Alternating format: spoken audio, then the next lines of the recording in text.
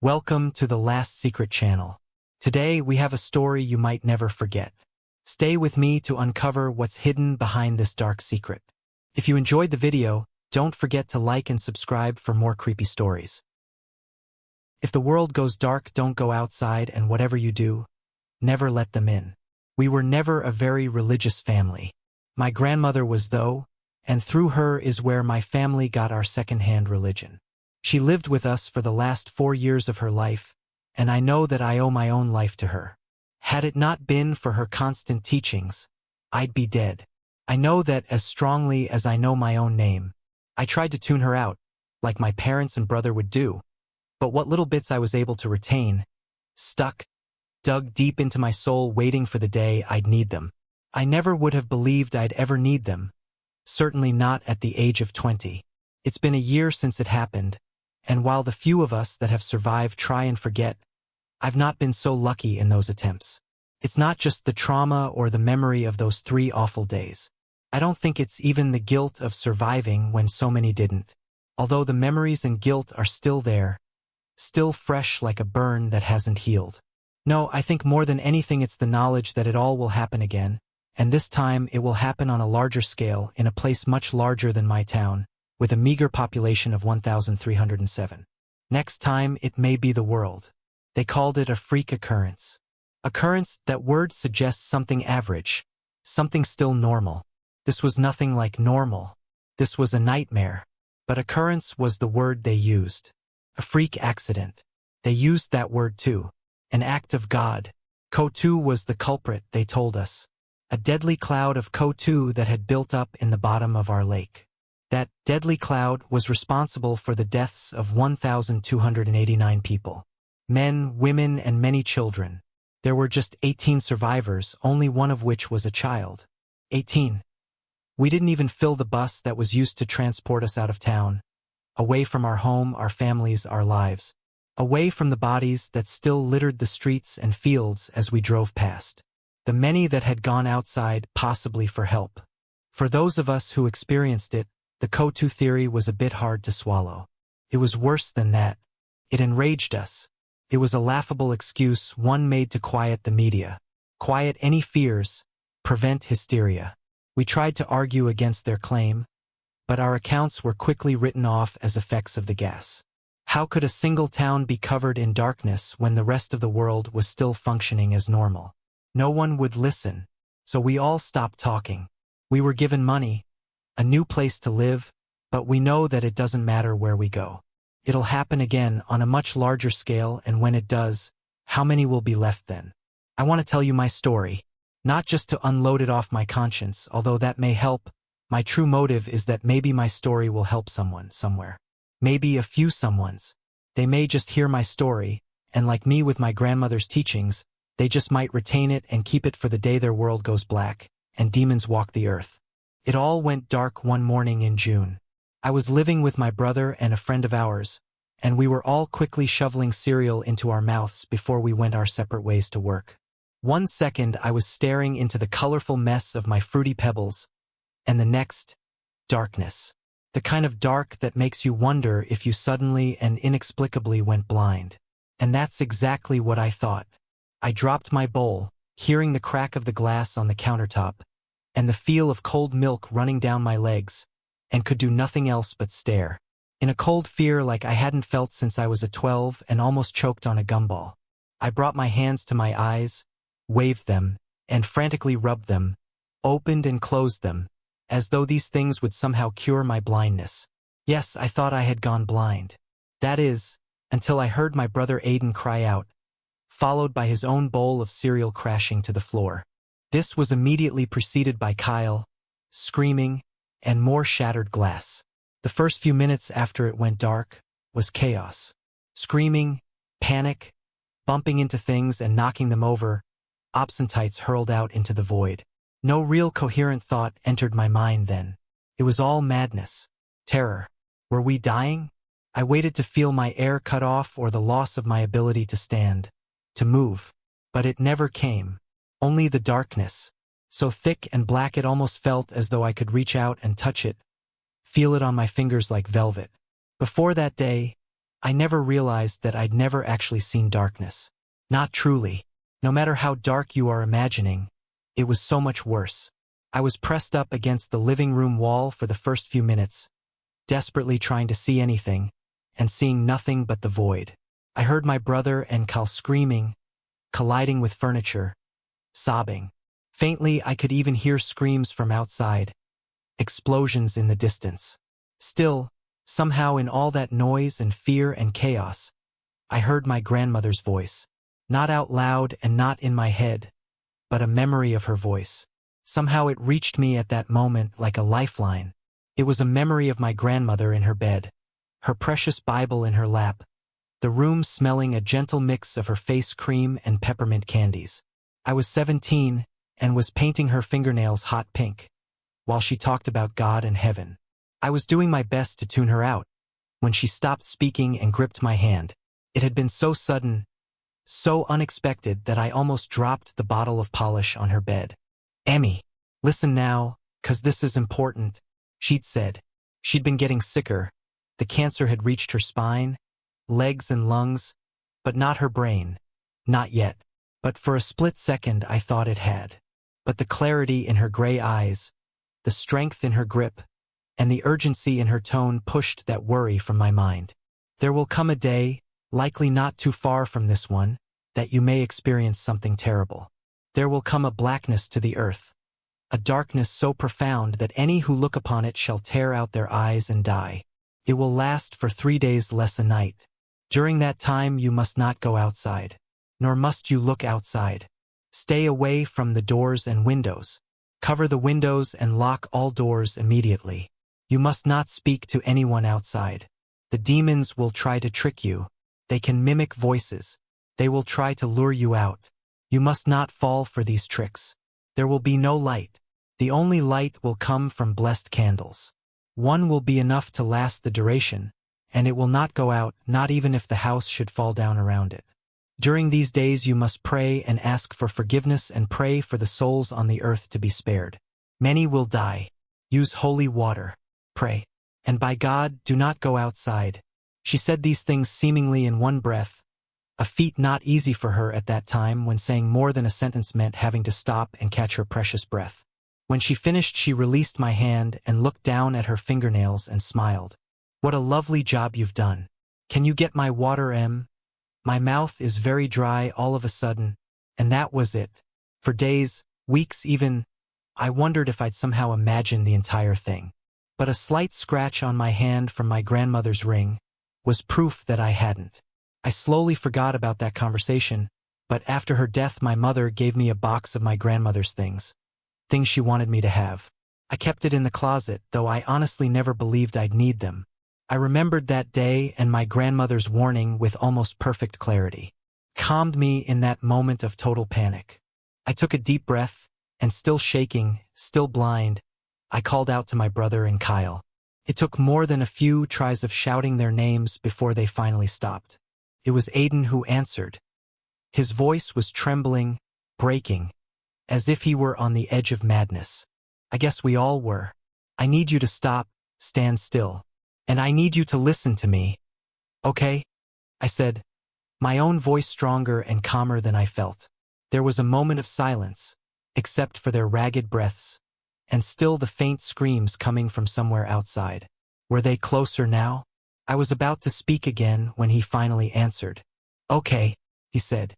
I could hear the desperation in his voice, like he was relying on me, his little sister, to somehow fix them all. "Kyle, you too. Are you there?" I asked. I could hear him sniffling. "Yeah," he half whispered. "Okay, now I'm guessing that you both can't see. I can't either. But we're okay otherwise. I don't know for sure what's going on. But we have to try and calm down if we're going to figure it out," I said. "Calm down," Kyle said, as if he couldn't understand how I could expect them to be calm. We can't fucking see. I know that. But screaming about it isn't going to help. We need to dash," I started. But Kyle interrupted me. "What we need to do is call the fucking ambulance," he shouted. I wanted to tell them that it wouldn't do any good, but I still didn't know yet. What I felt was that we were running out of time, as if somewhere an hourglass had been flipped and the sand was falling much too fast. "Fuck!" Kyle yelled, and something crashed across the room. "There's no fucking signal. Anyone got a signal?" His voice was dripping with desperation, just like Aiden's. I pulled my phone out of my pocket, and despite feeling in my gut that there would be no signal, I tried. I tried because I was just as desperate for help as they were. Making a phone call, even one with just 3 numbers while blind, wasn't as easy as it sounds.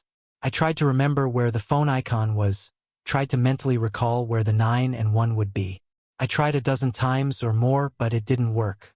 I heard Aiden mutter the same, and once again we were back at square one. Then a scream pierced the quiet. This one wasn't the faint screams from outside. This one was coming from Kyle's room. "Oh fuck," Kyle said. "Jenna. I forgot she was here," he said.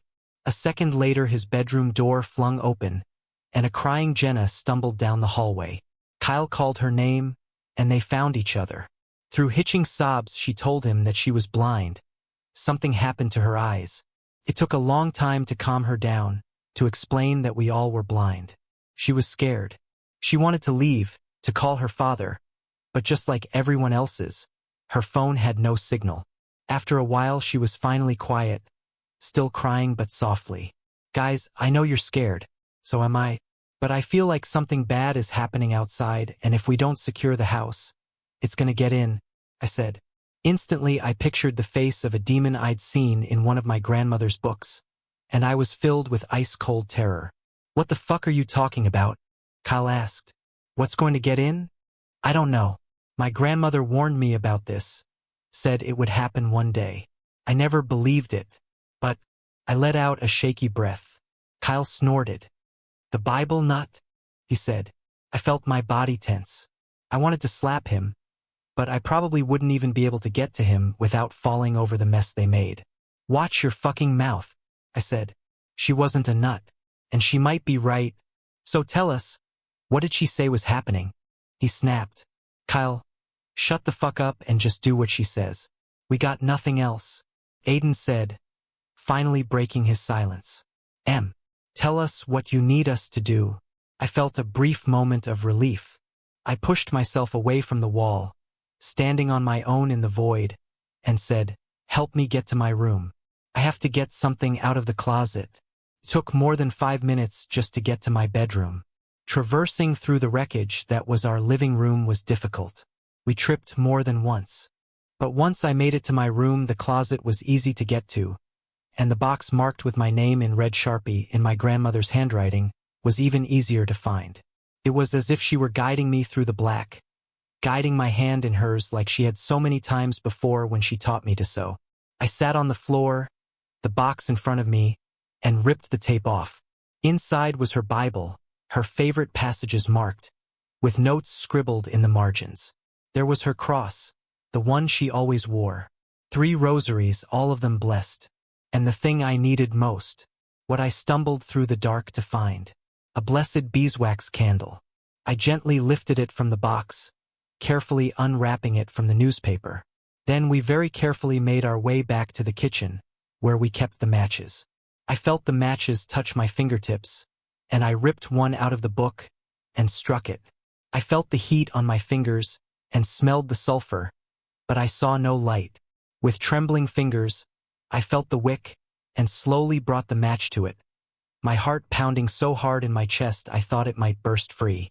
And just like that, just as sudden as the darkness came, there was light. I saw the face of my brother before me, his hair tousled, and his shirt torn at the collar. He had a small cut over his eyebrow, and he looked very afraid.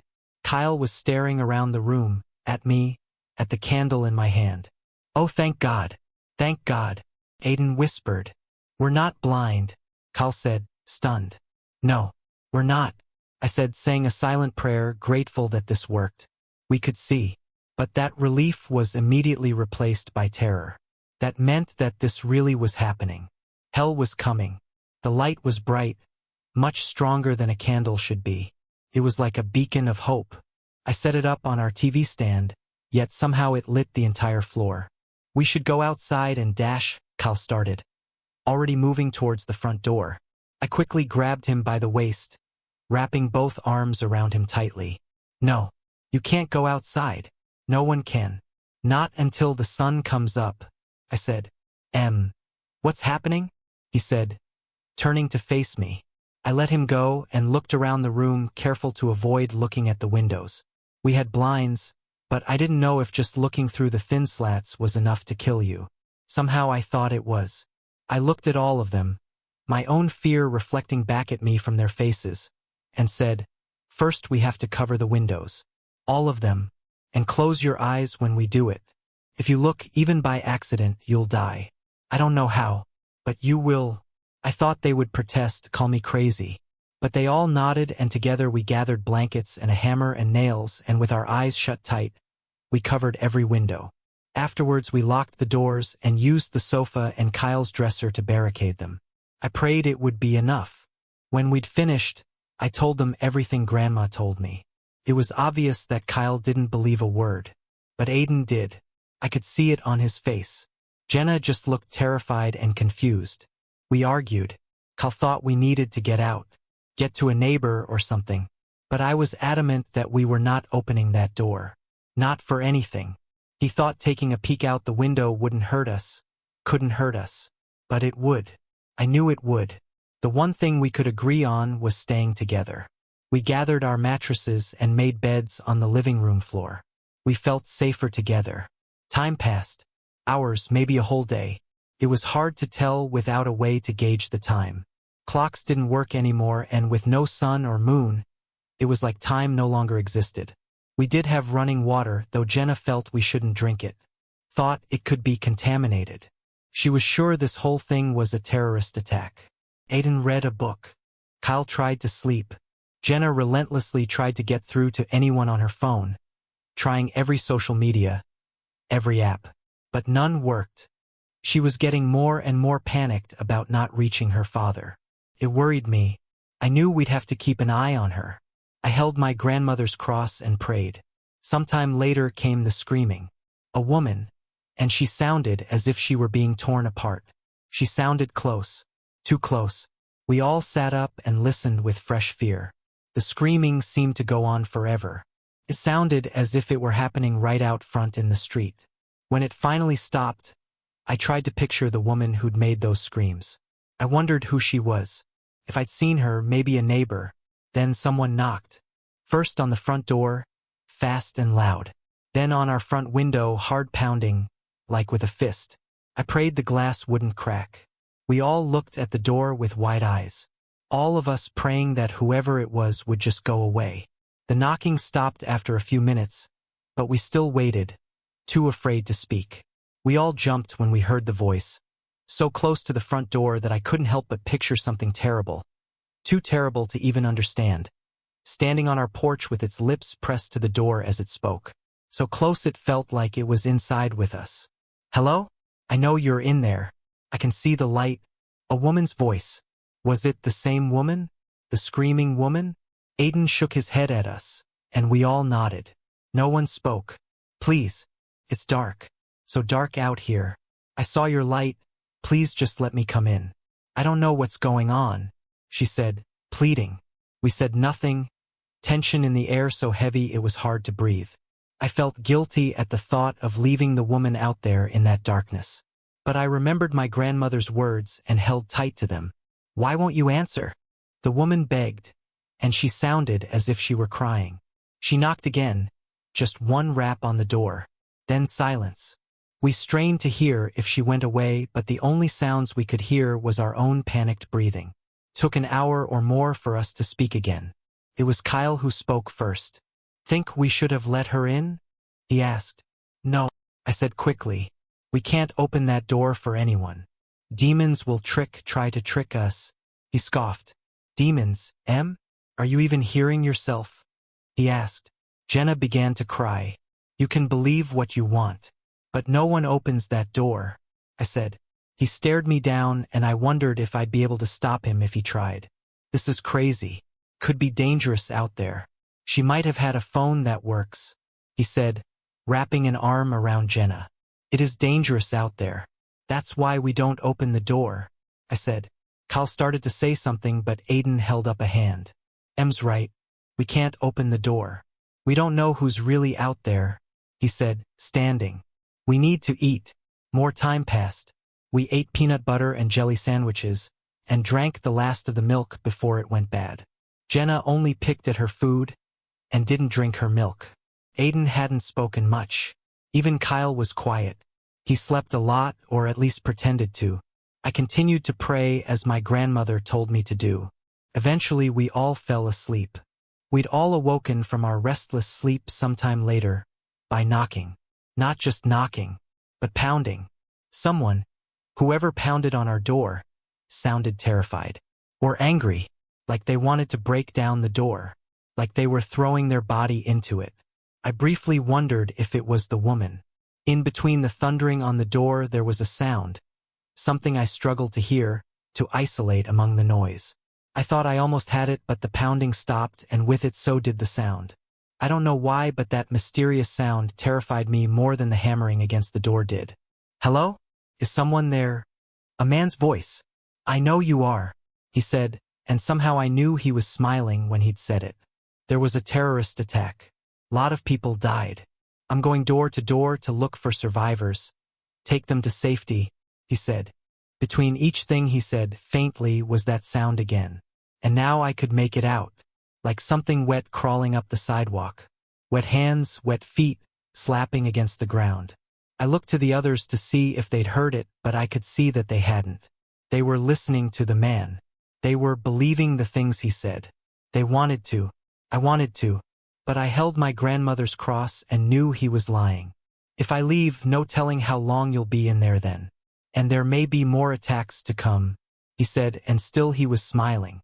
And through each word, something continued to move towards us. Something quiet and stealthy. That thing, that wet thing, crawled ever closer, only moving when the man spoke. Using his words to cover the sound of its movement. Couldn't they hear it? All right then. Guess I'll be going dash. Wait, we're here. Jenna called out, jumping up from Kyle's mattress, nearly falling over her own feet. There was a pause, then an almost laugh, as if something that had never heard a laugh before but tried it anyway. That thing that inched closer to our door had laughed. But there was no humor in it. My stomach twisted. I felt dizzy. I grabbed my mattress for stability. Well, hello. I almost left you. How many are you in there? He asked. What's your name? Jenna ran to the door. I reached out to stop her, but she ignored me. 4. Where are you taking survivors? Do you know my father? Frank Mercer? She asked, her eyes twinkling in the candlelight. That's a lot of questions. I don't have time to go over them now. Not at the door like this. But there are many survivors left. Why don't you open the door and I'll take you to them, Jenna, he said. Was there a hint of annoyance in his voice? Aiden ran to Jenna and pulled her back away from the door. The man had said her name, despite no one telling him. But Jenna didn't notice or care. She kicked at Aiden's legs, but he was stronger. Stop! I want to see my dad, she screamed. Kyle and I tried to help, grabbing her arms and holding her down on the mattress. I'm going to leave, the man said, wet hands moving faster now. Stop, babe. Please stop, Kyle whispered to her. She did stop then, laying still, panting, eyes still focused on the door. Aiden and I left Kyle to console her. The door was also our only focus. Leave. We're not going with you, Aiden said, his tone hard and stern. The man made a clucking sound with his tongue. Well, okay. If you change your mind, I'll be on the street checking houses for a bit, he said. A moment later, we heard the sound of him walking away. Down the steps, down the walk, past the thing that crawled towards our house. Did he see it? Jenna, you can't talk to them. They're lying. You have to wait for the sun to come out, I said, knowing how crazy it all sounded even to myself. For a split second, I wondered if I was wrong. If there really was a man out there looking for survivors. But I remembered the sound of him ramming into our door. The sound of him smiling. The way he said Jenna's name. That wet thing. Just shut the fuck up, Em, she said, rolling onto her side away from us. We let her be. As long as she was still, we didn't have to worry about her opening the door. Or so we thought. God, we were so stupid. So focused on the man, on surviving, on the dark that surrounded us that we forgot to watch Jenna. She waited until Kyle and I fell asleep, until Aiden went to use the bathroom. I woke to the sound of the couch being dragged across the floor. By the time I opened my eyes, she was already unlocking the door. I screamed and hurriedly covered my eyes with my hands. I heard Kyle curse, stumbling up from his mattress. I heard Aiden running down the hall. "Close your eyes," I screamed, and prayed they had heard me. I heard Kyle shouting for Jenna, and the unmistakable sound of the door slamming open. Sir Dash Jenna's words were cut short, so fast it was like someone had muted the world. I laid on my side, eyes squeezed tight and my hands pressed against them. Then I heard her screaming, a sound I'll never forget. She screamed and screamed and screamed. Then she was laughing and screaming all at once, and crying too. The sound of wet hands were close now, even closer than Jenna's screams. "It's ripping me," she screamed and laughed. "It's taking it all, ooh." Her voice changed near the end, like something big crawling up her throat. The ripping, tearing, licking sounds were almost unbearable. Finally it stopped, those wet feet slapping against the sidewalk, dragging whatever was left of Jenna along with it, while she somehow still gurgled and giggled and cried. I was too afraid to move, but the thought of leaving that door wide open, the void and its inhabitants able to gaze in at us, was worse. I was steeling myself to get up and close it when I heard someone moving towards it. Then the door slammed shut. "Ah, fuck," Aiden yelled, breathing hard. "Why didn't we fucking watch her?" I opened my eyes and saw my brother locking the door and dragging the couch back up against it. He fell against the wall panting, his eyes red and swollen. Kyle lay on the floor, his eyes shut tight, his hands over his ears. I sat up and reached out to touch him. He recoiled away from me and began to scream, like a switch had been flipped. We tried to calm him down, but what the fuck do you tell someone who just heard their girlfriend being ripped apart by demons? "It'll be okay." We let him cry and scream for a while, maybe hours. Every once in a while we'd hear something knock on the door, on a window, something wet moving around the side of the house. Once we heard something laugh, low and demonic. Kyle quieted eventually. It wasn't long after that I heard a familiar sound, one I'd heard countless times. A melodic jiggling, a sound I knew well. I ran to my room and grabbed my phone off the floor by the closet. Somehow it had worked, but not for long. It went dead again in my hands the moment I picked it up, the screen flickering before going black. But it was enough for me to see my alarm had been going off. Long enough to know that we were in real trouble, that no matter how bad we thought it had been, it would get worse, much worse. Because as I looked down at my now dead phone, I knew that somehow we'd only been in the dark for one day. That meant we had 2 more to go. 2 more days with hell at our door, and evil poised to knock. And somehow I knew that they'd find a way to get in. Time, we learned, didn't work the same in this dark. It seemed to drag on forever. Every minute seemed like an hour. An hour felt more like 10. We'd sleep for what felt like hours, sometimes even longer, and yet we had no way of knowing. We were afraid to eat, afraid that we were eating too soon. We didn't want to run out, so we only ate when we felt truly starved. We couldn't trust the dead clocks or phones, so we decided to trust our bodies, hoping that it would know. Sleep didn't come easy for us. Instead of lessening as time went on, the noises outside only grew. Screams from terrified men, women, and yes, even children, were never far from our ears. They died horribly, begging for help and in many cases laughing too, as if it were so painful, so unbelievably agonizing that their minds could not process it completely. And so they laughed as they died, while sometimes describing their horror to listening ears. We sat in the light of the candle, our only protection, crying and trying not to listen. There were other sounds too, sounds that I still think about when I'm alone in my bed. Growls, but not from any earthly animal. Growls and laughter, maniac and wild, from the mouth of something almost human but not. Something, many somethings, in a fit of lunacy, gleeful and crazed as they ran through the streets, delighted at the opportunity to be freely walking up here, with us. They laughed as they tortured anyone unlucky enough to be outside. And when their victims cried in pain and begged for mercy, they laughed even more. There were quiet moments too, which somehow scared me more than the screams and frenzied laughter. Moments when the things outside went back to being stealthy, trying to sniff out their next victim, or try to lure them out if there were none to be found. I tried to imagine what reasons a person would have for leaving their homes and stepping out into the void. I could find none. I couldn't fathom a cause to leave the safety of the candlelight. I would, of course, after it would all be over.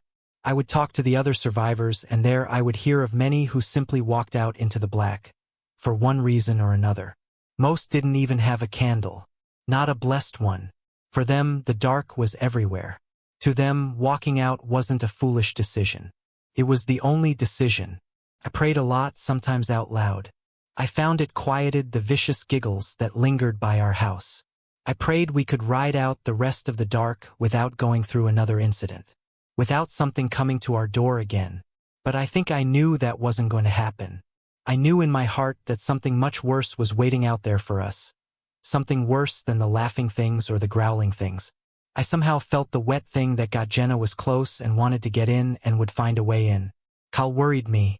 He was quiet all the time and hardly ate. Aiden was anxious, hardly able to sit still for very long, spending most of his time pacing the hallway. I chose to stay as close to the candle as possible. Its warm light was my only security. During a quiet moment, while my brother was pacing the hall, chewing his fingernails down until they bled, I went to sit on Kyle's mattress to talk with him. He'd been staring at the ceiling for too long, refusing any food or water. I had a terrible feeling he was on the edge of madness. I didn't want to think about what that meant. I sat next to him and placed my hand on his chest. He still didn't take his eyes off the ceiling. "I'm sorry about Jenna," I said, because I didn't know what else to say about it. What could I say? His eyelids fluttered for a second and refocused on the ceiling. "Yeah, me too," he said. His voice sounded like a strained whisper, raw from the hours of screaming and crying, like someone who has gone too many days in the desert without water. "We need you. You know that, don't you?" I said. He did look at me then, turning just his eyes. "I know you're hurting, but promise me you won't do anything stupid," I said. He exhaled a long breath, as if he'd been holding it in for a long time, maybe since Jenna ran out into hell with open arms. "Like run outside?" he asked. His eyes were swimming in tears. "Promise me," I said. He nodded, and laid his hand over mine and squeezed it. "Think this shit's gonna end anytime soon?" he asked, forcing a smile. "I don't know. Time passes so slowly now, but it will end."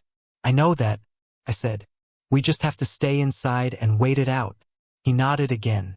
I stayed with him like that, with my hand on his chest and his hand on mine, for a long time. Finally I went to stand, but he gripped my hand, holding me there. "She was pregnant," he said, so softly I almost didn't hear it. The weight of his statement was shocking enough, but then I remembered Jenna's last words, as the wet thing did whatever it did to her. How she screamed and laughed as it ripped her baby from her womb. I knew that's what it did. And I knew that Kyle knew it too, had known it since the moment she said the words. And I knew too that he would never be able to just grieve and recover. Not now. He'd never be okay again. Looking at him, I think he knew that too. It's ripping me. It's taking it all out. I felt a chill run through my body, through my bones. I tried not to picture it. Tried not to imagine her there on the lawn in the pitch black. Something so ghastly smiling down at her while it ripped her wide open and took out her child. But these thoughts ran through my brain anyway, and I couldn't stop myself from crying. We cried together. For Jenna, for their baby, for every single person we had to hear die. And all the people we wouldn't hear but would die. When Aiden found us like that, he didn't have to ask what was wrong or if we were okay. He knew the answer to both these questions. We all laid together, holding one another while the world came down around us. Or so it felt. I think I knew it was coming even before I heard it. I think we all did. Footsteps like bare feet on the front walk. Walking slowly, as if they were taking a peaceful stroll through the park. The footsteps stopped at the door, and a moment later there was a knock. 3 short raps. We didn't answer. We held each other tighter, willing it to go away. 3 more short raps, just a bit louder than the first 3. Then a voice, soft and sweet and not at all the voice we'd ever expected. Just 3 words were enough to nearly break us. "Guys? It's me." She sounded so normal, like she had before. I think if she hadn't sounded so calm, so natural, I might have believed it was her. But that wasn't Jenna. "Guys? Come on. Open the door," she said, again so calmly, as if she were just coming back from the store. Kyle sat up, staring at the door, eyes wild. I knew instantly he would want to open it. "Kyle, can you get the door?" she asked, a touch of annoyance in her voice. "Kyle, that's not Jenna," Aiden whispered, his hand gripping Kyle's shoulder. Kyle started to get up, but stopped. He began to hyperventilate, his mouth hanging open, lips trembling. "Kyle, babe, I need you to open the door. It's so dark out here," the voice said, soft and soothing. Kyle let out a strangled whimper, but he stayed on the bed, my brother's hand gripping his shoulder so tight his knuckles were white. "Kyle, you can't leave me alone out here," it said. Kyle balled his fists and punched the mattress. "No," he said, and it sounded as if the words themselves were painful. "Damn it, Kyle," the voice spat. "You're such a fuck up. You can never do anything right. You couldn't even help me just once." The longer it spoke, the less like Jenna it sounded. A twisted mockery of her. But Kyle crumbled on the bed, sobbing. Aiden and I held him as best we could. He didn't make for the door, at least. "You are a piss-poor fuck. A lazy degenerate.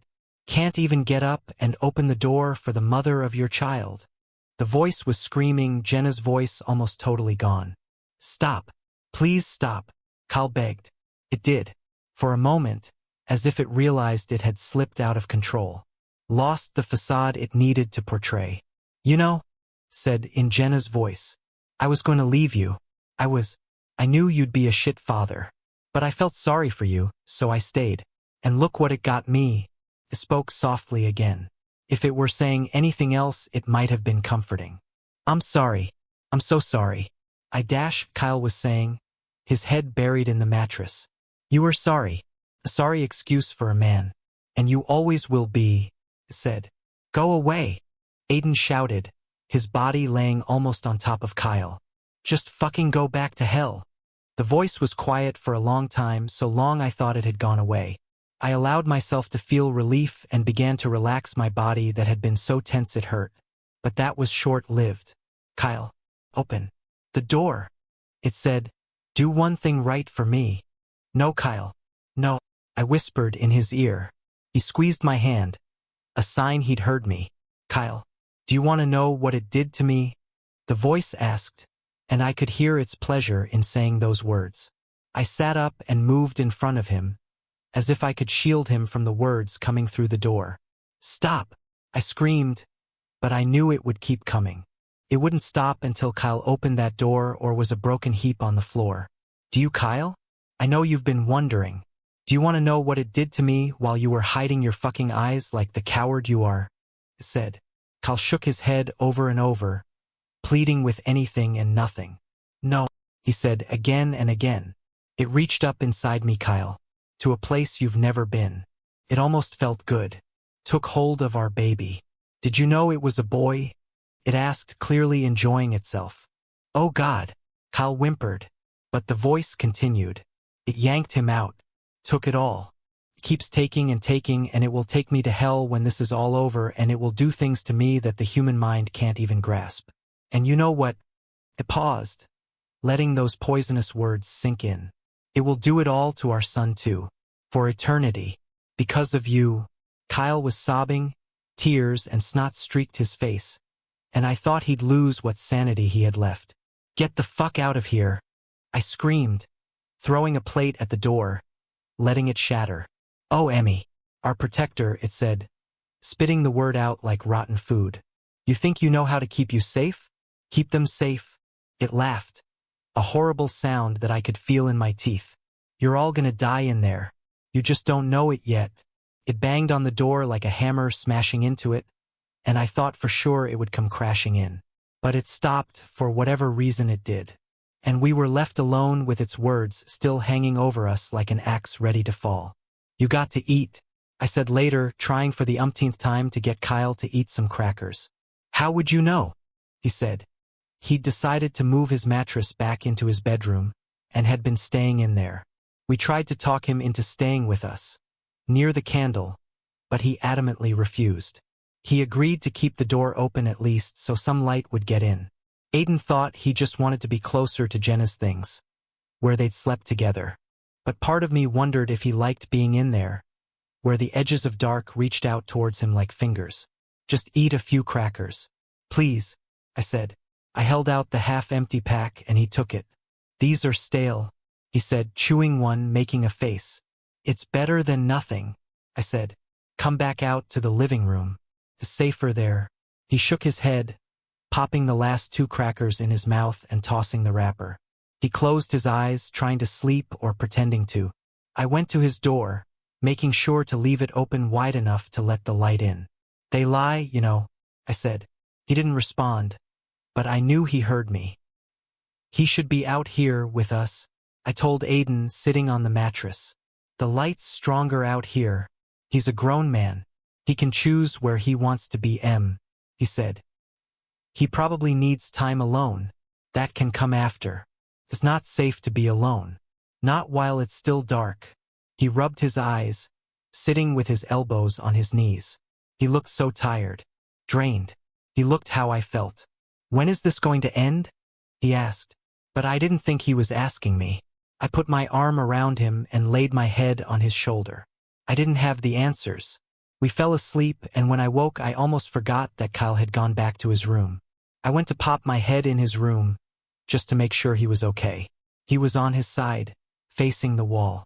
I thought about going over to make sure he was all right, but I didn't want to bother him. I figured he needed the time to mourn. He wasn't just mourning Jenna. He was mourning the loss of his child, his son, too. I used the bathroom and quickly washed my body with a washcloth and soap.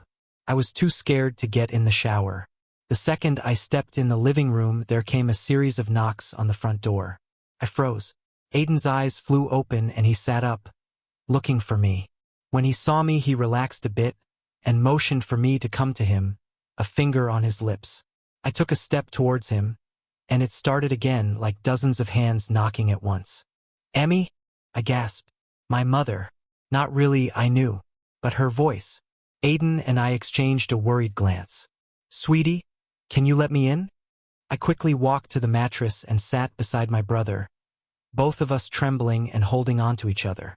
"Aiden, open the door," said firmly. We both knew that tone, my mother's no-nonsense tone. That tone used to get our butts in gear. But that wasn't our mother out there. Couldn't be our mother. We knew it was coming. The anger, the cruelty, the lies. We were trying to prepare ourselves, telling ourselves that it wasn't our mother out there. There was silence. But for how long? The things in the dark never minded the wait.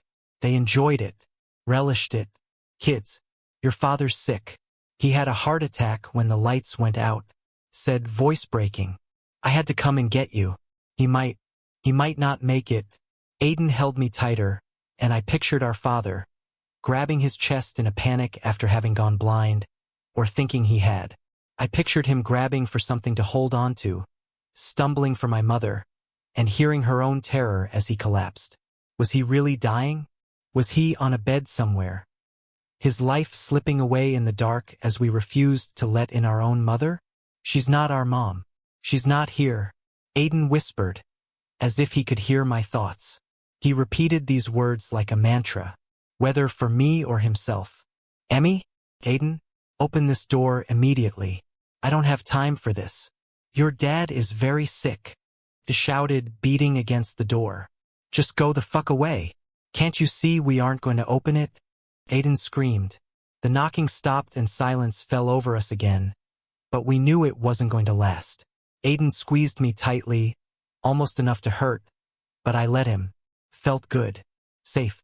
Like when I was 7 and he was 8 and we were riding the horror attraction at the carnival for the first time. He was scared too, but he let me bury my face in his chest, his arms wrapped around me. I could hear his heart hammering now just like I could hear it then on that rickety ride. But this wasn't an attraction. This was real. Do you really think that this door is enough to keep us out? The voice, its true voice, asked. If we truly wanted to come in, this piece of wood could not stop us. I couldn't tell if it was male or female. It sounded old, ancient, dead, like dry leaves. Aiden and I were shaking so much that my muscles ached. It shrieked with laughter behind the door, smashing into it once, twice. So many times I lost count. And with every cracking of the wood, every groan of its weight on the hinges, it would shriek and howl with delight. It stopped just when I thought I couldn't stand another minute of it. But I knew it lingered there, listening, waiting.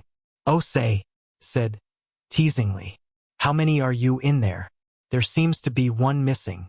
You haven't checked on him in an awfully long time. I felt my heart seize and Aiden stiffen against me. He's okay, Em. He's just trying to scare us. Aiden whispered to me. I nodded that I understood. He's dead in that room, you know. You left him to die. And you call yourselves a friend, said. I jumped up, pushing away from the security of Aiden's embrace. He stood with me, reaching for my arms. I could hear him talking to me, telling me that Kyle was fine. But he followed me anyway, the sweat on his face and fear in his eyes braying the confidence in his voice.